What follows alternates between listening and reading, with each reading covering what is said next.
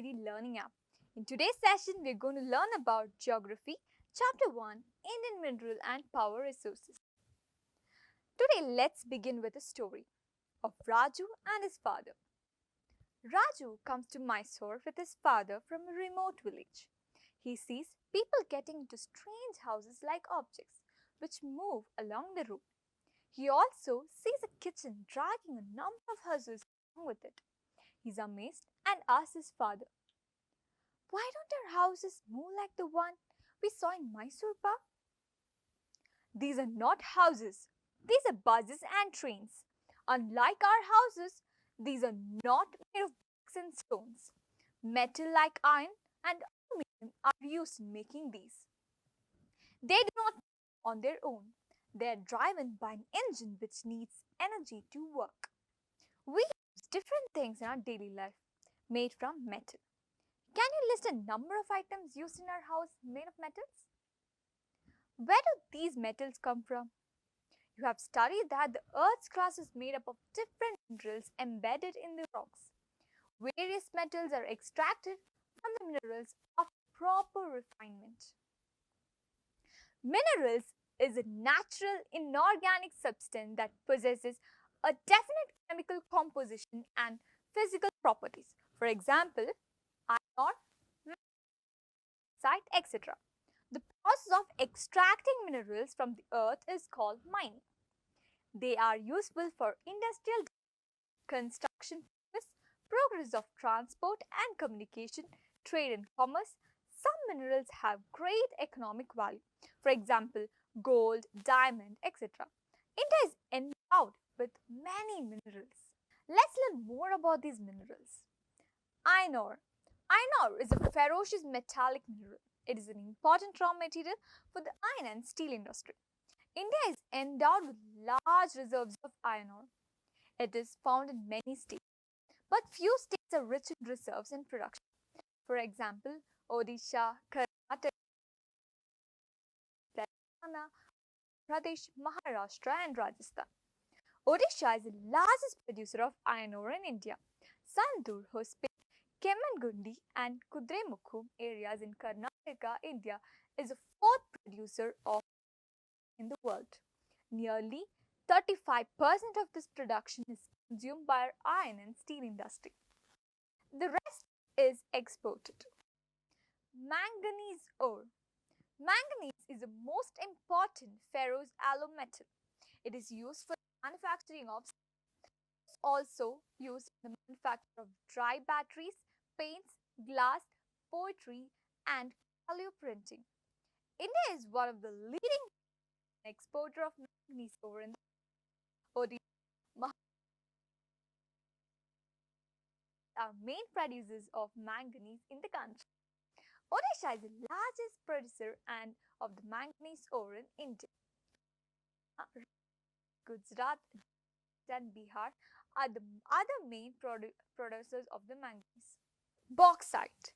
Though several ores contain aluminium, it is from bauxite, a clay-like substance that aluminium and later aluminum is obtained.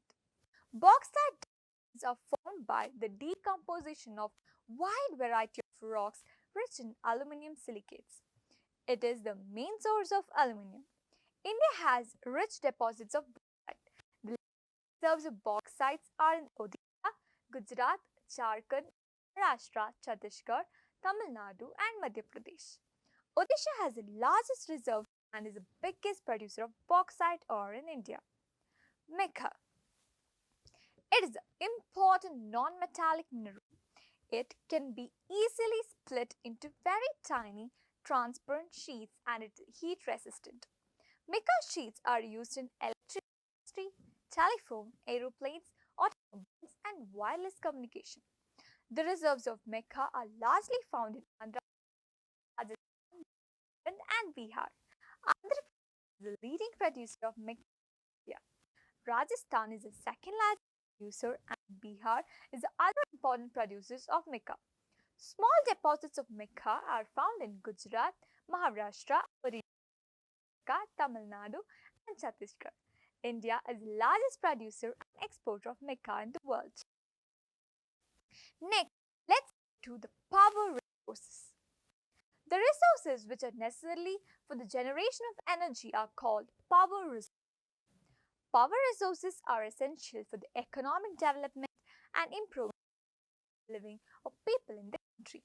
On the basis of nature or power, resources can be divided conventional and non-conventional power resources. Conventional power resources include coal, petroleum, natural gas, etc. Most of these are exhaustible. Non-conventional power resources include solar, wind tidal, geothermal power, biogas, and etc. Coal is a fuel substance of plant origin. It is composed largely of carbon. The vegetative matter which is buried in the past ages has been changed into coal due to high temperature and pressure. Coal is an important source of power in India. It contributes to about 67% of total energy consumed in the country. It also provides many byproducts such as ammonia, coal tar, coal gas, benzol, naphtha, sulfur, etc. These are also used as raw materials in chemical industries. For example, dyes, benzol, plastics, synthetic fiber, rubber, etc. Coal reserves of India are associated with two geological periods, namely Gondwana and Tertiary coal deposits. However, Gondwana coal is extensive and more important. Let's see its distribution and production. In India, coal reserves are located largely in states of Jharkhand, Chhattisgarh, Odisha, Maharashtra, Madhya Pradesh, Telangana and West Bengal. These states have about 96% of total coal reserves of the country. Coal deposits are also found in Assam, Meghalaya and Nagaland. India is the third largest producer of coal in the world. Do you know? On account of its multiple utility, coal is known as black diamond. I hope this was an interesting tour to coal mine. Now let's go to our next topic, that is petroleum. The plant you can see is Bombay, which is of offshore oil field, and its operations are run by Oil and Natural Gas Corporation, and it has largest reserves of petroleum in India. Now let's see petroleum uses, composition and so on. Petroleum is a mineral oil which is composed of hydrocarbons. It is important fuel as well as for raw materials for many industries. It is an important source of commercial energy and is largely used for transport. It provides raw materials for various petrochemical industries such as synthetic rubber, synthetic fiber, drugs, fertilizers, dyestuffs, etc.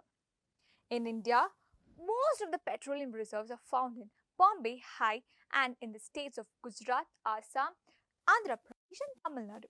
Gujarat is the second leading oil producing area in India. Petroleum was first discovered in India at Makhum in Assam.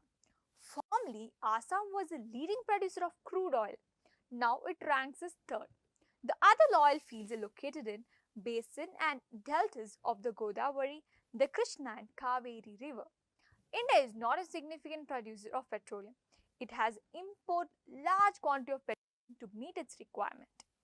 Now, let's move on to the next topic, hydroelectricity. You'll be wondering what it is, isn't it? Yes, the electricity generated from the force of falling water is called hydroelectricity. It is renewable, cheaper and has high calorific value, that is coal and oil. It keeps the machines clean and it can be easily transmitted. India does not have adequate fossil fuels such as oil, coal and natural gas. Hence, there is a need to develop hydropower.